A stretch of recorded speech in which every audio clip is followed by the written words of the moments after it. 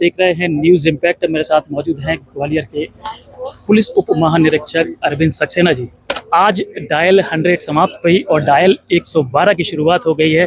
Gwalior IG जो कि अरविंद सक्सेना जी ने हरी झंडी दिखाकर 50 डायल 112 को रवाना किया है। हम जानते हैं क्या क्या खूबियां से सुसज्जित हैं ये डायल 112 और किस तरीके से अब शहर में दौड़ेंगी।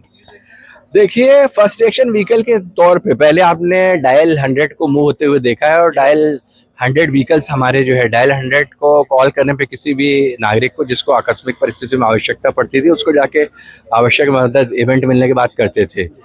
अब डायल 112 के रूप में व्हीकल ऑपरेट होंगे और डायल 100 की अपेक्षा इस व्हीकल में इलेक्ट्रॉनिकली, मैकेनिकली और टेक्निकली ज़्यादा सुविधाएं प्राप्त हैं। इसमें मैंने देखा और ऑब्जर्व किया कि इसमें एनडीटी बहुत अच्छी तरीके से वेल निटेड बनाया गया है। इसके अलावा इसमें जो है ऐप 112 डेस्क भी बनाया गया है। बॉडी वन कैमरे हमारे अधिकारी कर्मचारियों के पास अवेलेबल रहेंगे।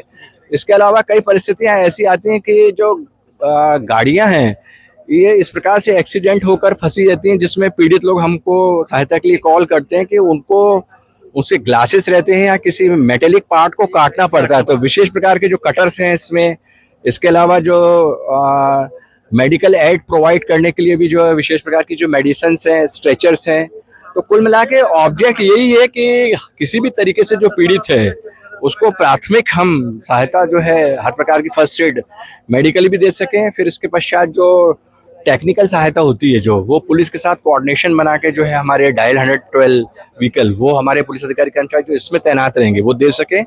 और बेसिकली ये ज़्यादा वेल इक्विप्ड हैं और बहुत अच्छी तरीके से ये वेल इक्विप्ड जो सेंट्रलाइज कंट्रोल रूम से इस प्रकार भी रहेंगे कि साइमल्टेनियसली जो सूचना है हमारे थानों को भी हो जाया करेगी। कई बार ये होता था कि भौगोलिक सीमा में ये हो जाता था कंफ्यूजन कि किसी डायल 100 ने कॉल किया किसी पर्टिकुलर स्पॉट से, तो ये अब क्लैरिटी देगी थानों को कि जो स्पॉट है ये पर्टिकुलर उनके थाने का है और कौन सी जो है डायल 100 जो पहले अटेंड करती थी उसकी जगह डायल 112 जो है वो ये अटेंड कर रही है स्पॉट को। और इसमें अब उनको मूव होना पड़ेगा क्योंकि डायल 112 तो तत्काल पहुंच जाती थी इस स्पॉट पे। अब थाने के विषय में ये रहता था यानी एक विषय कि भाई ये सरहदी थानों में से किन दो थानों में से है, तो वो उनको क्लैरिटी वहीं से बना दी जाएगी जहां सेंट्रलाइज कंट्रोल रूम से कि ये जो एरिया है आपके पर्टिकुलर थाना ए का है, तो आप जो पॉइंट आया है जनरेट हुआ है सपोज डायल 112 39 से, तो इसको आप अटेंड करिए जाके। तो किसी प्रकार का कोई कंफ्यूजन किसी थाने वालों को भी नहीं रह जाएगा क्योंकि कई बार इस प्रकार की स्थितियां बनती है। मैंने देखा स्पॉट पे कि